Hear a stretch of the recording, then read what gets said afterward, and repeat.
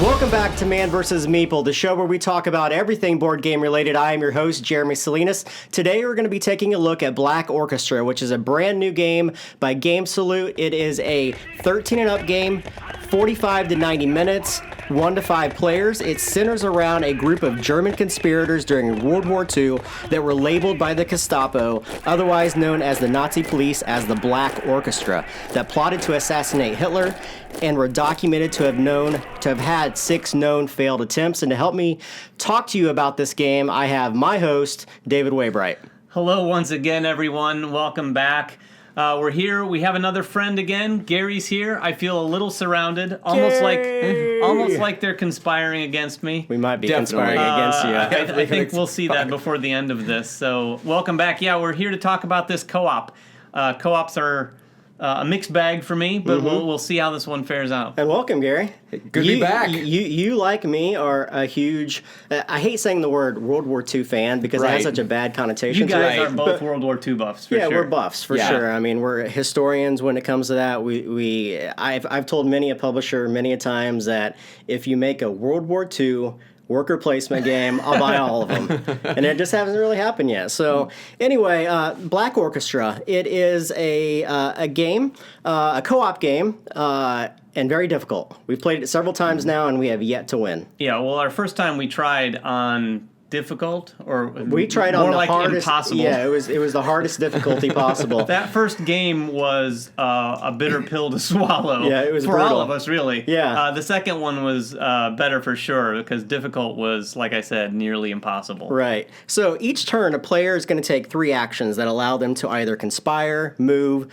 draw a conspirator card, play a card, search a location, take and deliver items, or interact with other conspirators in a location that they both share. And at the end of the turn, they're simply going to draw an event card that kind of pushes the story forward, and it's either going to increase or decrease Hitler's power at the time and kind of move his deputies around Europe, which can have negative effects on you if you begin your turn in that spot. So that's kind of an overview. Let's talk a little bit about the actual game. So everyone's going to start in a train station in Germany, which is this large portion in the upper left-hand corner. All the areas of Germany are connected, so you can move through them freely. But when you start moving out into Europe, you have to move between the dotted spaces. Right, here and that's pretty much turn. the Berlin area, right? The starting area? Yeah. And it should be said, too, one of the things that I've found about this game that I think is very important, we've probably already said it a little bit today, but the overall concept of this game, too, before we get into that, is we're all part of the Nazi Party. Right. We are the people who are sort of conspiring against Hitler. Right. I think that flavor is hugely important to really, embrace the game. Embrace and explain it, because once you get that idea, it's kind of like that movie Valkyrie, right? Once you get that idea that, okay, I'm a Nazi, but I'm conspiring against Hitler, okay, I remember my history lessons now. You can really get into that role. But without that, you can feel a little lost at first. So I just wanted to point that out. Yeah, so on your turn, as we said, you're basically trying to move around the board in order to get your conspirator in the best possible position for a shot to assassinate Hitler. And in order to do that, there's 2 main things on your conspirator board that you have to constantly keep in check. And that is your suspicion level, which can go from low to extreme, and your motivation, which goes from timid all the way to zealous. And once you hit a midway point on any of these different conspirators in the game, you gain a special ability that's unique to your player. And it has, typical of most games, it allows you to take a specific action during that turn or to help motivate other players in your area. But the trick is trying to get those 2 levels, because the motivation allows you to do the assassination. Yeah, that's what gets you to there's plot cards that you have to use to assassinate him. Right. And you can't even use a plot card unless you're at the level 4. Which is committed. Committed. And some of the plot cards require you to be zealous. To be truly zealous in order to even initiate the plot, the assassination attempt on the character. It is an interesting dynamic between that, because you're trying to raise your motivation without gaining too much suspicion. Right. And you're doing so all around the board, dodging his deputies, as they call it. Yeah, they're called deputies. Basically historic figures in the Nazi Party, picking up, planning, making plans throughout the whole first part of the game, and then hopefully as quickly as possible, but sometimes maybe at the very end, trying to actually pull off that assassination. So yeah, let's talk about the actions. We'll do conspire last because that seems to be the one that has the most flavor to it. So you can draw a card from the conspirator deck. The conspirator deck has basically 3 types of cards. One is plot cards. Plot cards are what you will use to assassinate, and there's a whole laundry list of different ones you can do that require you to have specific items, have specific characters, have Hitler in a very specific location on the board. It's cool flavor, because there's some, like, poisoning his food, or a briefcase with a bomb in it, or when he's on this train. Or when he moves from a location, the sabotage is playing with explosives and whatnot. So those are one of the type of cards that you can have. A second type of card are simply conspiracy cards, and these are the blue ones. And these just allow you to kind of break the rules, do things on your turn, or even affect the turn of one of your fellow conspirators. You'll hold these into your tableau, and there is a limit. If you are, and again, this is how motivation comes into play. If you're less motivated, you can only hold 2 of these at a time. If you're the next motivation level up, you can typically hold an increased number depending upon the number of players participating. And if you lose that motivation, you have to start ditching the cards that you have, including the plot cards and any of the other cards. Now, this is really the cool card, I think, the restricted cards. Now, you can have as many of these as you wish, but they have negative connotations when events are flipped and the Gestapo come out. These are the most powerful cards in the game. Right. Holding these give you benefits unlike any of the other cards that can really give you that one-up when you need to assassinate Hitler. But if you get caught with these cards, and your suspicion level is high, you could become arrested, which is a whole nother portion of the game where people have to come break you out. You can go through interrogations, which will only allow that player to make a determination on whatever happens from this interrogation deck. They'll pick one of these options on here, and they have to enact it, which could be negative against someone else on their team. It's a cool flavor in the game. Yeah. Well, that's going back to getting into the role of a conspirator. Yeah. If you're going to be a conspirator and you're going to try to assassinate Hitler, you have got to take some risks. Yes. And these restricted cards can pay off big, but they can also land you in jail and possibly end up, in a lot of heap of trouble and causing the rest of your conspirators to, unable to play out their plots. Yeah, you have to adjust to those things happening. Plus, it's interesting because when you're taking your first cards off that deck, you could get a couple really good restricted cards, but if you get them early in the game, you're going to be a sitting duck there for a longer period of time. You kind of, in a way, might not want to push that. But it's all up to, the cards that you draw. Yeah. So it can be really tense when you're sitting there on a couple really good cards that will clearly make it easier for you to assassinate Hitler when the time comes. Right. But then you just need that time to come. Right. So if I forgot to mention, you get 3 actions on your turn. One of them is either drawing a card or playing a card. You can also move on your turn. Moving is non-restricted except for the stage that the game is in. Now, this is another unique portion of the game. It kind of mirrors the events in World War II. There's 7 stages in the game, and you have to go through them in chronological order, which opens up specific portions of the board. Now, the board is locked down to stage 1 locations in the beginning, which is pretty much Germany and surrounding areas. As the game progresses, you start to open up new locations. These new locations have more items in them, have some different abilities when you go to them. So movement is one of the options. Another option is to search a location. When you search a location, you go to one of these areas that has a briefcase, so to speak, and you flip it over and look at it. These are the items that you'll be collecting on your turn and putting on your player board in order to enact future plots. Yeah. So you can also trade with other players. So that's another key aspect, trading with players and what they have and enacting those plots when they have them. A lot of those things are just variations on what you see in a lot of other co-op games. Moving around, picking up stuff. Oh, you need this? Yeah. Okay, we'll meet here, and I'll give you that. Those sorts of decisions, just like many, many co-ops, but all with the flavor of this sort of theme. And the last one we wanted to make note of is using the special ability. As an action, some of these require you to use an ability from your player board when it's unlocked for you. So the big one, though, is Conspire. This is the press your luck aspect of the game. You're going to take 3 dice, or as many dice as you wish to take action. So if it's your third action, you can just roll 1 die. If you want to use your entire action to conspire, you can roll all 3 dice. And these dice, which I'll throw up on the screen, they have different faces on them. They have targets, they have numbers, and they have the German eagle sign. Yeah, the German eagle. And what you don't want to roll is that German eagle, because that moves up your suspicion. And there's luckily only one of those sides on there.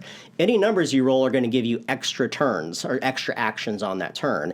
And any of these targeting dice are going to be placed up on this determination or descent track up here. And once you have 3 of those, you can either do one of 2 things. You can move up someone's motivation, or you can move down Hitler's support, military support. So those are the actions. And I want you guys to chime in here because I've been talking a lot. All right? This is the coolest portion of the game. Like I said, the whole campaign, the whole game mirrors Hitler's military power throughout the course of history. And as his power starts to wane, the events in the game start to go against Hitler. Yeah. Right? So as you're going through these decks in turn order, at the end of every turn, the player's going to draw one from the stack until it's depleted, and then they go to the second stack until those are depleted, and you keep going. But as you go up, the Gestapo's ability to find you increases. Yeah, the raids come more frequently and more often. It is one cool aspect of the way those cards work, because the stacks 1, 2, and 3, Hitler's doing just fine. Yeah. And then things start to shift, so you start to see some of his deputies come off the board. Yeah. And making it a little easier. So it has a built-in progression so that if you haven't won early, which I must say is difficult, very unlikely, and challenging to do. It starts to change. The tides, if you will, shift, and you have a better chance of pulling off that assassination. And I think this is where kind of some of the brilliance of this game in the design really makes a ton of sense, especially when you start kind of looking at, because these cards have flavor text on them. Yeah. I mean, you could sit there and read these cards like, I want to look that up on Wikipedia. That sounds kind of cool, because there's a flow, especially right there at the beginning. We're starting in the 1930s, I believe, at stage 1, 2, 3, and you need to go into this game knowing, look, this is going to be hard. These guys couldn't even do it. Yeah. And by stage 3, I think that's where you see the Blitzkrieg of Belgium happen. That was the height of Hitler. He was invincible, and that's why at the beginning we were playing like, boy, his military support these first couple of is really high. That's exactly how it was. It was nearly impossible to assassinate him. So you can take a big risk and try to kill him early on. You're probably going to fail, but if you kind of do the more, I'm going to cooperate, we're going to kind of move around. And even like with the deputies coming off the board, I didn't realize it till later on after we played, like, oh, that made sense too. I think Rudolf Hess is in the game. Well, about 1938, 40, I forget exactly when, he gets caught in Scotland by the British. That's why he's off the board. He's not going to continue on to this stage. That's why we brought him on. Yeah. He knows it was World War II, right? So this is a perfect example of a point I'm going to make before the end. If you are a World War II buff, which I'm not. Yeah. Of course, I have nothing against World War II and celebrating our that and our victory. But if you are a World War II buff, this game rises in level significantly. Yeah. Because it's a good game. But with this theme, if you are into it, and Gary knows his history, so when he's flipping over cards, he's familiar with that stuff. Yeah. He's read books. He's got I don't know how many coffee table books between the two of you on World War II. So it really helps out. Whereas for me, it didn't, that element didn't raise it for me. Okay. I mean, it's still a good game, but it's an interesting impact. I've never seen a theme have such a significant impact with certain players and not with others. Did we miss anything gameplay wise? I mean, there's some little nuances here that change, but what you're trying to do is get those plots and assassinate them. It's key that let's go ahead and get into our pros and cons, because we've been talking a lot about the game. Who wants to go first? Gary? I'll Gary, go first. Go for it. I think what most people will find, especially when we first saw this game pop up, on the pre-Gen Con list, and we're like, what's this game? Yeah. And you start looking at it, and the theme, this has got to be one of the most thematically powerful games I have played. Now, yes, I love World War II. Yeah. And so it even adds even more. I played some other historical games, and they got good theme, but this game teaches. It really, if you're a middle school or a high school teacher, history teacher, you need to just have this game in your you will teach a ton. And minus it's just, the theme, I apologize if we've offended anybody by this game because it does have some Nazi symbolism in the game. It's hard to talk about those things because some people are truly affected by this stuff and their families and their histories. I do believe as someone who watches history and learns about history that learning these type of things are important. And in this kind of format, they do it very wisely. I mean, they're not pushing any kind of agendas. They're showing you exactly what happened. It's really just a historical account of what happened in game form. Yeah, right. And like Gary said, I do have to agree. In the school, in the right classroom with the right teacher, I think this would be a really good way to engage kids with learning about World War II. Absolutely. For sure. It'd be a long recess. Right? So, okay, what cons do you have? Any cons?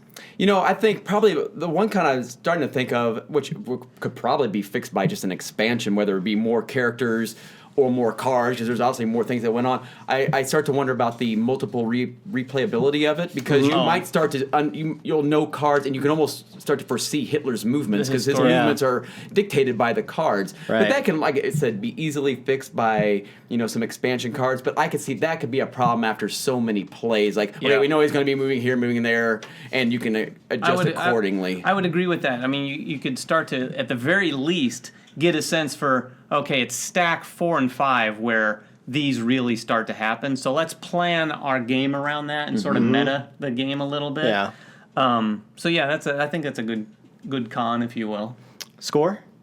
Definitely an 8.5 for me. I would play this. I'm going to get it. I'm going to put it on my shelf. I just really, I think it's an easy enough co-op, I can kind of teach it pretty easily. I mean, it's just so many moves, and let's just all work together, and you're trying to chase Hitler down. But, because I just love the theme as well. So it's definitely high on and it's just a smartly designed co-op. Yeah. I think even if you take away the World War II, it's just very smartly designed.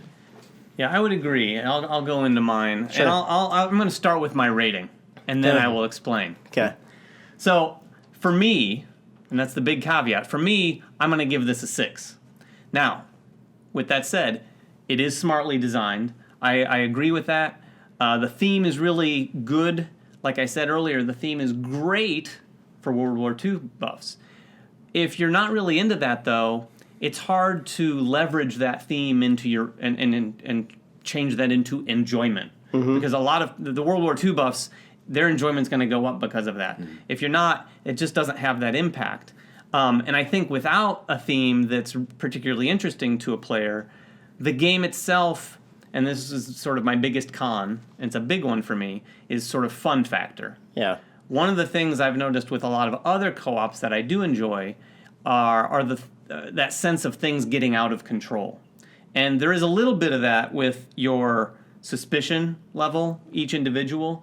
But for instance, like Pandemic is a easy example. Everyone can look at the board in Pandemic and go, oh my gosh, this is getting out of control. Right. And it's bad, but it's also that sort of good nervousness. I personally never felt that with this. It felt a little sort of just like a slow burn towards planning it. Now, whenever I've said that, these two guys will remind me, yeah, but that's exactly how it was. Yeah. And again, that brings me right back to the theme that even I have to acknowledge, yeah, I guess that is pretty cool. But when you take that away, it is still a slow burning game towards, doing a lot of things and a lot of planning in a slow way, all towards something that may or may not pay off. I understand completely your point. I would counter that by saying that's really no different than games like Freedom, games like Ghost Stories that Probably are incredibly difficult games, may not be the most enjoyable or fun games, but they're challenging, and that's really what a co-op is. It's meant for a group to get together and try to beat something that sometimes seems impossible, right? Because when you do, there's that moment of euphoria, and it becomes a remembered moment in gaming, right?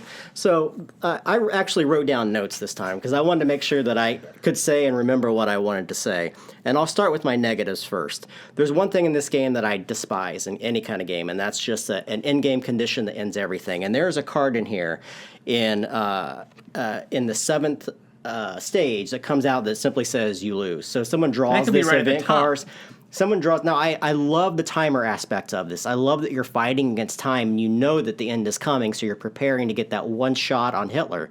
But this is awful. I don't like this at all. This threw me out of the game. We lost the game because of this. I had no idea it was in there. We were going to win on the next turn. We were going to win on the next turn, basically, that's after true. hours of plotting and getting it just right. So that threw me out. I don't think that there's enough differentiation between the conspirators. I would like to see more things besides one unique power for them. Variable powers. More variable powers that can be entered into the game that allow you to do things a little bit differently. Now, that may just be because the designer found out that there was a balancing issue with that. I can't tell you, but that's the kind of games I enjoy, having more variable player powers. Now, with that said, they do have that. They do have variable They powers. do. They're just not... There's just one per character. Right, there's just one per character. Right. I agree with your comment, David, that it may not be the most fun, but again, I go back to saying that most co-op games are demoralizing. Robinson Crusoe is one of those games. I mean, the game is, to me, that kind of game is not fun. I still love the design of it. I think the design of it is brilliant, but it's so demoralizing that it can become not fun. I don't find that with this. I found like we were constantly just on the brink and so close to doing it, it pulled me in thematically and said, that's how it happened. You know, they came so close multiple times and they just couldn't finish it. So I love that. And the mitigation. The dice, when you're trying to assassinate Hitler by rolling dice, there are a couple of those restricted cards in there that allow you to re-roll a die or to roll extra dice. But there's not enough mitigation in there, I feel, to make it That's a good point. really, really great. That's a good point, because every time we had a plot where we thought, okay, could we do this one? Yeah. Then we're looking and we're realizing we're going to have to roll 4 dice perfectly. Perfectly, right. You know, so every time we came up with a plot, we ended up coming down to 1 with your plot where we were going heavy, just giving Jeremy every card we could. And I'll get into that because that's one of my pros. First, theme. I love the theme. Like I said, World War II speaks to me. I'll play anything that's World War II related, as long as it's not those little tiny chits, on a board with a graph. So, the difficulty. I love difficult games. I love that you can auto-tune this, although I would not recommend anyone starting on Insane. No. We can't even beat it on Standard at this portion. So I imagine with another play we might be able to get there, but it's very, very challenging. Yeah, it should be said we haven't beaten it. Yeah. The art and the design, which we haven't mentioned at all. I love the design of the board. It speaks very graphically to the 1940s. This cover is awesome. The box is phenomenal. Yeah. One thing I would say to add to your pro, maybe a slight con, the board could be improved, I think, a little bit. I really like the look of it in an overall sense, but if they could have added a little bit more flavor at the different locations, I think that would have been nice. Yeah, that I agree. The built-in timer. I love the built-in timer aspect of it. I love how as time changes, Hitler's power goes down, and you start having more moments where you can enact and try to enact a plot on him. I also think that this co-op is unique to any other co-ops in that most co-ops you can win by having multiple people contribute. I really think this one, you are trying to motivate one player by giving up yourself at specific times, giving up the resources that you've collected in order to get one person to get that one perfect shot. And that, along with my last one, that one shot.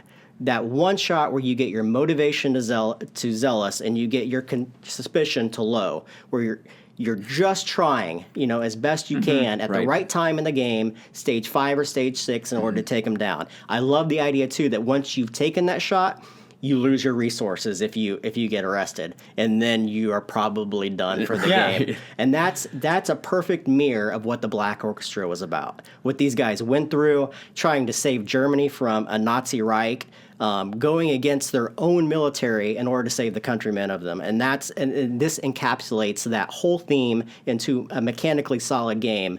That has some flaws here and there, but I think the way that they incorporated that with the movement of the characters, with these restricted cards, trying to hold on to hope when you're carrying secret documents around I gotta say, whenever I hear you guys talk about this game, you start to sell me on it. You start to sell me on this because you speak so passionately about the theme and intertwining it with the choices they made in the game design, and I have to recognize That is awesome. Yeah.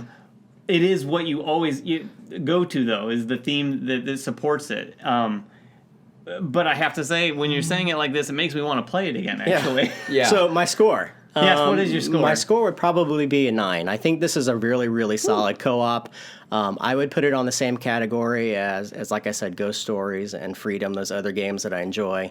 Co-ops all suffer to me with that, once you beat it, that euphoric moment's gone, like, why do I need to go back to it? I like how there's a built-in difficulty, so you can re-challenge yourself if you so wish to go back. So that's Black Orchestra, guys. I hope you guys watch this. Thank you, Gary, for joining us again. I love coming. Yeah, any World War II or Star Wars, or we'll have you on. So I'll be back. Thanks, guys, for watching. As always, subscribe to our YouTube channel. That helps us out a ton. Follow us on Twitter. Talk to us in the comments below and let us know what you're looking for. And thanks again for watching. Bye-bye. Goodbye.